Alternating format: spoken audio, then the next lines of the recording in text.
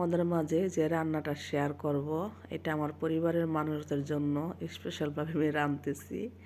আসলে আমার প্রত্যেকটা রান্নাই প্রতিদিন আমার পরিবারের জন্য স্পেশাল করে করি, আর মায়েরা যা কিছুই রান্না করে সন্তানদের জন্য স্পেশাল করে রান্না করে। তো এখানে মুরগি রান্না করব, আর এই মুরগিটা ছিল 2 কেজি ওজনের।